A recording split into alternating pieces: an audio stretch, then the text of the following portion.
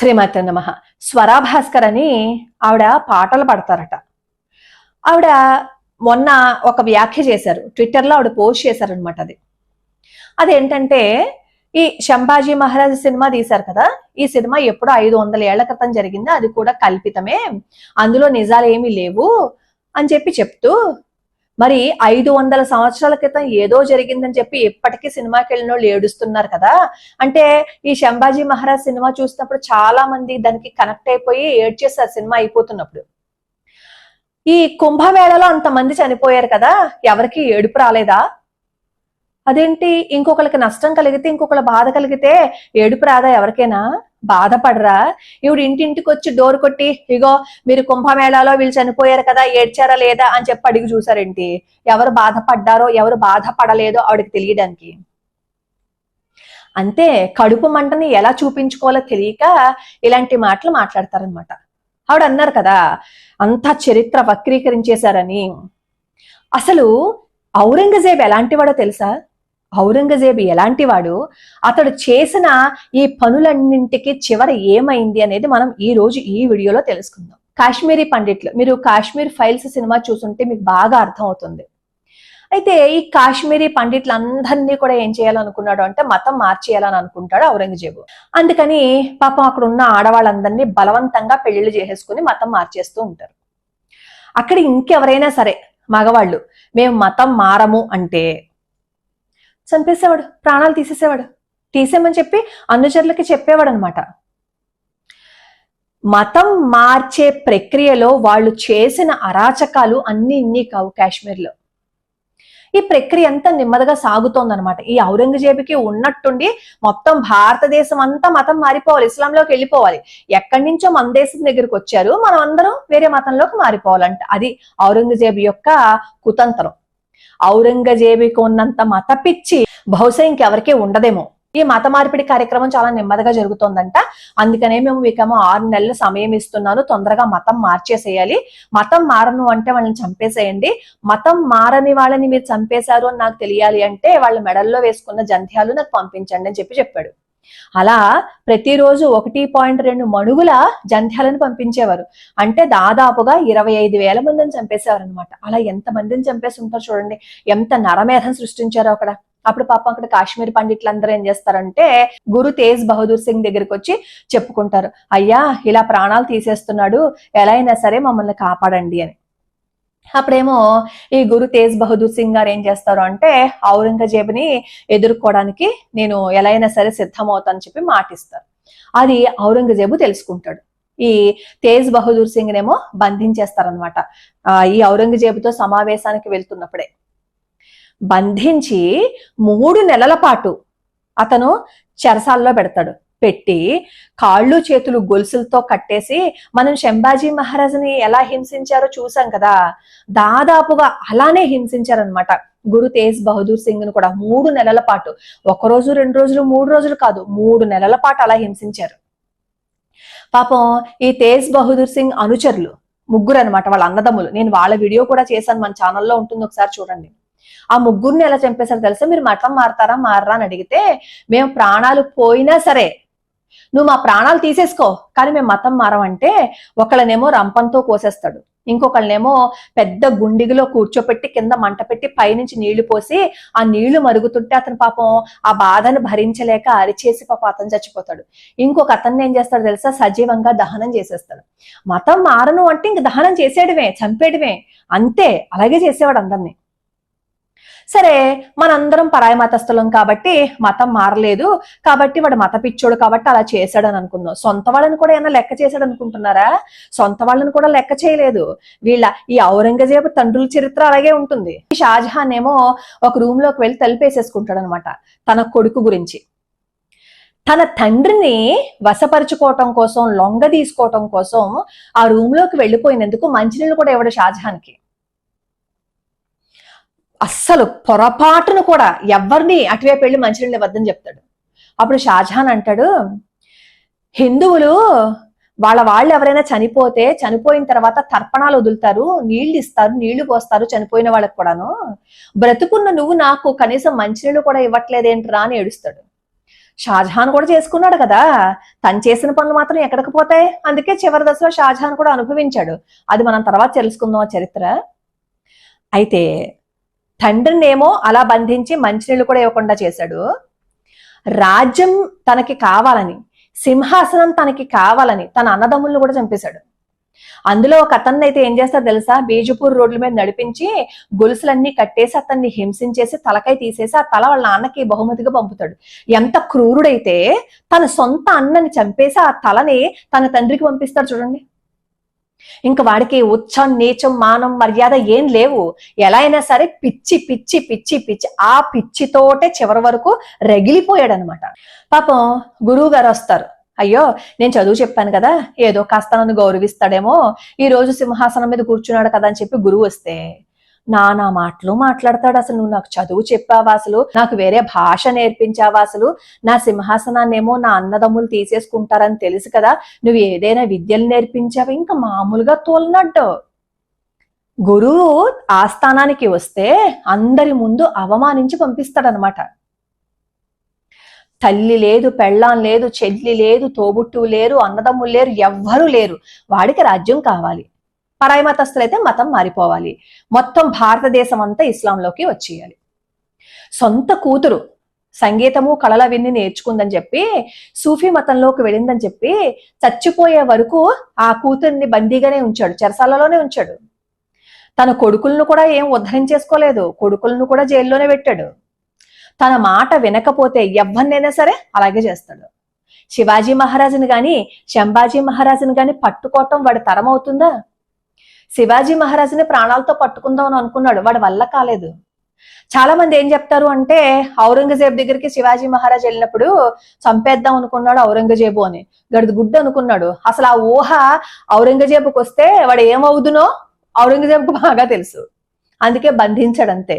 కానీ చాకచక్యంతో శివాజీ మహారాజు బయటకు వచ్చారు. బయటికి వచ్చి ఆ తర్వాత అసలు ఆయన చేసిన పనులు మామూలుగా, కోటలన్నింటినీ ఆక్రమించుకుంటారు, మొత్తం అన్నింటినీ చేతిలో పెట్టుకుంటారు. శివాజీ మహారాజుని బ్రతికుండగా ఎలాగైనా పట్టుకోవాలి అని అనుకున్న ఈ ఔరంగజేబు శివాజీ మహారాజు ప్రాణాలు వదిలేసేటప్పుడు కుళ్ళి కుళ్ళి ఏడుస్తాడు. అయ్యో నేను పట్టుకుందాం అనుకున్నాను, నా చేత కాలేదు, చనిపోయాడు శివాజీ అని. తర్వాత ఈ శంభాజీ మహారాజుని పట్టుకోవాలనుకుంటాడు.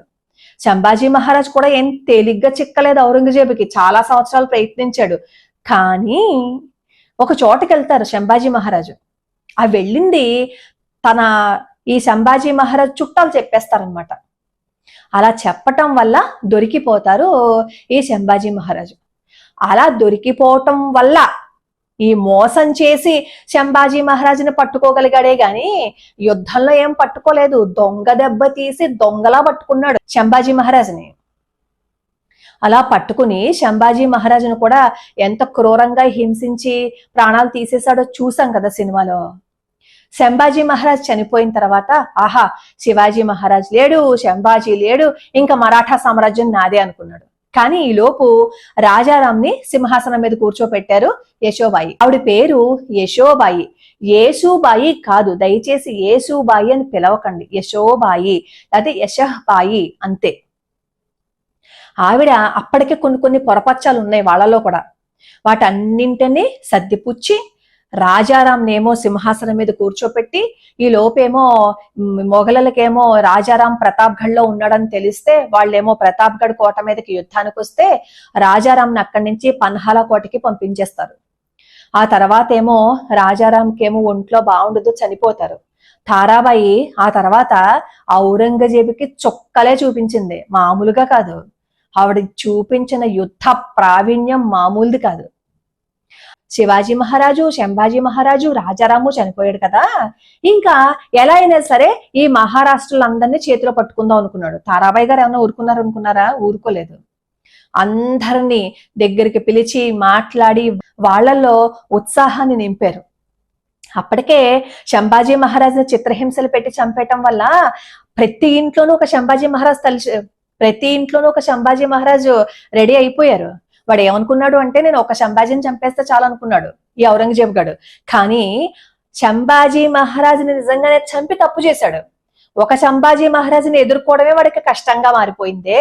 అలాంటిది సంభాజీ మహారాజుని చంపడం వల్ల, అలాంటి సంభాజీ మహారాజులు మహారాష్ట్రలో ప్రతి ఇంట్లోనూ పుడితే వాళ్ళందరినీ తట్టుకోవటం ఔరంగజేబు వల్ల కాలేదు. చాలా ప్రయత్నించాడు, అయినా సరే ఎక్కడికక్కడ ఈ మహారాష్ట్రలో ఈ ఔరంగజేబు ఎక్కడికి వస్తున్నాడు అని తెలిస్తే వెళ్ళడం, యుద్ధం చేసేయటం, ఆ సేనలన్నింటినీ కూల్చేయటం. సంతోజీ ధనోజీ అని ఇద్దరు ఉంటారనమాట.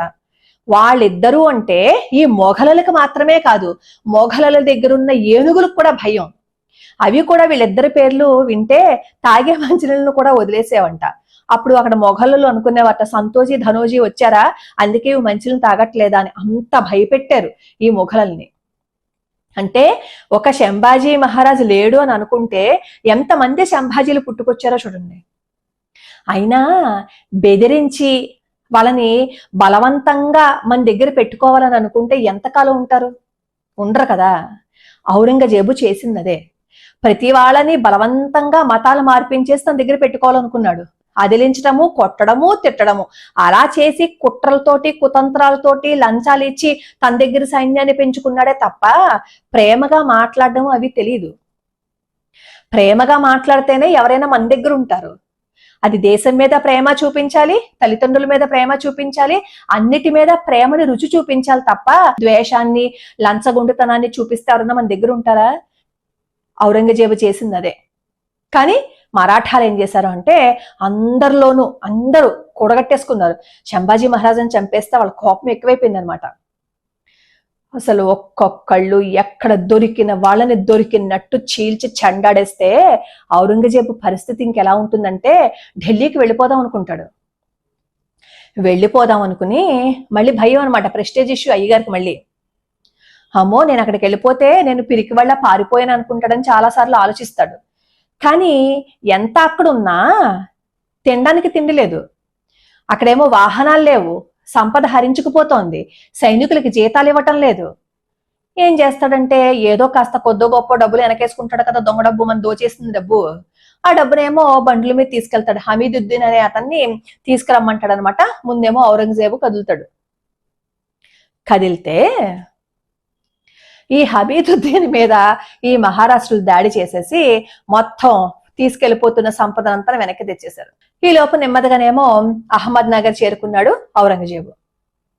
మంచం మీద పడి ఏం చెయ్యాలో తెలియక, ఎలా ఉండాలో తెలియక, జీతాలు ఇవ్వలేక, అన్నిటికంటే ముఖ్యమైన బాధ ఏంటో తెలుసా?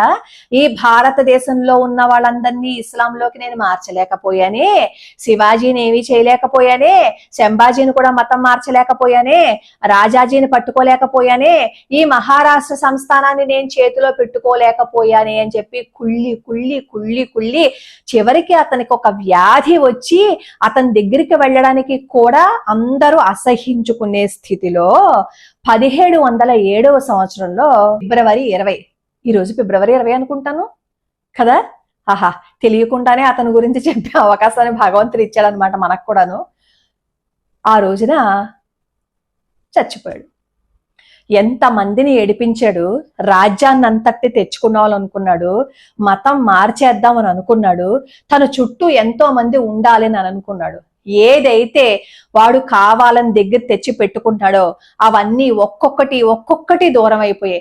అసలు ఔరంగజేబు ఎప్పుడు చచ్చిపోతాడా అని ఎదురు చూస్తూ ఉన్న వాళ్ళే వాళ్ళలో చాలా మంది ఎక్కువట తెలుసా. చచ్చేటప్పుడు తన దగ్గర ఎవరూ లేకుండా అనాథ చచ్చిపోయాడు. కర్మ వెంటాడుతుంది, కాకపోతే ఏంటంటే ఆలస్యం అవుతుంది అంతే. ఇప్పటికీ ఔరంగజేబు చేసిన పాపం వాళ్ళ వంశస్థులను కూడా వెంటాడుతూనే ఉందిట. మొన్న యోగి ఆదిత్యనాథ్ గారు మాట్లాడుతూ ఈ విషయాన్ని కూడా చెప్పారు. అంటే తరతరాలుగా కర్మ వెంటాడుతుంది అనే విషయం మనకి అర్థమవుతోంది కదా. అప్పుడు మనం అనుకుంటాం సంభాజీ మహారాజు భవానీ మాత ని ఎక్కువగా కొలిచేవాడు కదా, ధర్మ సామ్రాట్ కదా, ధర్మ వీరుడు కదా, మరి ఎందుకు అర్ధాంతరంగా చనిపోయాడు అని. ఆయన ప్రాణాలు తీశాడు, దానికి ఫలితాన్ని అనుభవించాడు కదా. ఒక్క సంభాజీని చంపాను అనుకున్నాడు, 1000 మంది సంభాజీలు వచ్చారు. అమ్మవారి ఆజ్ఞ అంతే. మన దేశం మీద నుంచి మొఘలాయిల్ని తరిమి కొట్టాలి అని అనుకున్నారు, 1000 మంది సంభాజీలు రావాలి అని అనుకున్నారు. అలా జరిగింది. ఇదంతా ఎందుకు చెప్తున్నానంటే చరిత్రని వక్రీకరించేశారనమాట. కొంతమంది సోకాళ్ళు మేధావులు అంటారు బాలీవుడ్ వాళ్ళు డబ్బుల కోసం ఈ శంభాజీ మహారాజు సినిమా తీశారు అని. బాలీవుడ్ వాళ్ళు డబ్బుల కోసం ఆ సినిమాని తీశారు. కొన్ని డబ్బులకి ఆశపడకుండా మనం తీయచ్చుగా సినిమాని. వాళ్ళ సినిమా ధైర్యంతో తీశారు కాబట్టే ఈ రోజు శంభాజీ మహారాజ్ అంటే ఎవరో తెలిసింది. అతను దోపిడీదారుడు కాదు, కుట్రదారుడు కాదు, దేశభక్తుడు అని తెలిసింది. తీసిన దానికి సంతోషించకపోగా నోటికొచ్చినట్టు మాట్లాడతారు. వాళ్ళని మనం ఏం చేయలేమనుకోండి. మనం నిజమైన చరిత్ర తెలుసుకోవాలి. ఇకపై వీలున్నప్పుడల్లా మనం మన చరిత్రను తెలుసుకుందాం. అలా నిజమైన చరిత్ర తెలుసుకుంటే ఏమవుతుందంటే మన పిల్లలకి కూడా మన వాళ్ళు ఇంత చక్కగా ఉన్నారనమాట. ఎంతసేపు ఔరంగజేబు మన మీద పడి తిన్నాడని నేను అనుకుంటాం, కానీ ఈ మరాఠాలు 18 ఏళ్ల పాటు చుక్కలు చూపించారు. చెప్పాలి అంటే కబడ్డీ ఆడారనమాట. అలాగా ఔరంగజేబుతో ఆడుకున్నారు. మన దరిద్రం ఏంటంటే మీరు ఔరంగజేబుని వికీపీడియా కొట్టి చూడండి. సోమనాథ ఆలయానికి ఈ ఔరంగజేబేమో నిధులు ఇచ్చేశారట, దేవాలయాల్ని కట్టించడానికి నిధులు ఇచ్చేశారంట. వాడు ఒక మత పిచ్చివాడు, దేవాలయాల్ని పడగొట్టేసి మసీదుల్ని కట్టించుకున్నవాడు సోమనాథ ఆలయానికి కూడా నిధులు ఇచ్చేశారట. మన వాళ్లే మన గొంతు కోయడం అంటే ఇదే అనమాట. అలానే చచ్చిపోయాడు ఔరంగజేబు. మన దౌర్భాగ్యం శివాజీ మహారాజు సమాధి ఎలా ఉంటుంది, ఈ ఔరంగజేబు, జహంగీరు, ఈ షాజహాను వీళ్ళ సమాధులు ఎలా ఉంటాయి చూడండి. వాళ్ళవి పాలరాతులతో మెరిసిపోతూ ఉంటాయి, మనం ఏదో గడ్డి మొక్కలతో చుట్టుపక్కల అన్ని మొలిచిపోయి ఉంటాయి. ఈ మధ్య శివాజీ మహారాజ్ సమాధిని బాగు చేస్తున్నారు, అది వేరే విషయం. కానీ మన వాళ్ళని మనం గౌరవించుకోలేకపోతున్నాం. మన దేశంలోకి వచ్చి పరాయివాడు చచ్చిపోతే వాళ్ళ సమాధులు మాత్రం పాలరాతులు. అది మన దౌర్భాగ్యం. లోకా సమస్తా సుఖినో భవంతు, సర్వే జనా సుఖినో భవంతు.